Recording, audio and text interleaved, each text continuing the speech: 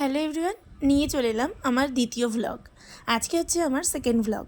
যাই হোক, সকালবেলা শুরু হয়েছিল আজকে আমার সকালটা 6:45-এ, তো সেটা দেখতেই পেলে। তারপর এদিকে পুরোটুকু তোমাদেরকে দেখিয়ে দিলাম এবং তারপর আমার সব কাজকর্মগুলো হয়ে গেছিলো।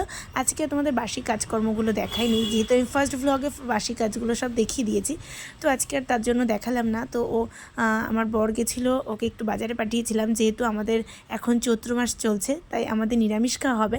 তো তার জন্য ভাবলাম যে আজকে যেহেতু একটা দিন আমিষের দিন রয়েছে, তো তাই ভাবলাম আজকে একটুখানি মাংস নিয়ে আসতে বলি। তো তার জন্য আজকে গেছিলো একটুখানি বাজারে মাংস আনতে। তো সেটাই আজকে রান্না হয়েছে। আর এদিকে হচ্ছে মেয়ে এখনও ঘুম থেকে ওঠেনি বলে আমি মেয়ের জন্য একটুখানি ডিম সিদ্ধ বসিয়ে দিলাম। মেয়ের কিছুদিন ধরে খুব জ্বর, কিছু খেতে চাইছে না। তো এদিকে ডিম সিদ্ধ, আর এদিকে আমার জন্য একটুখানি চা করে নিলাম, আর এদিকে মশলা কেটে নিচ্ছি, সব সবজিগুলোকে কেটে গুছিয়ে নিচ্ছি, কারণ ও আস্তে আস্তে লেট হয়ে যাবে।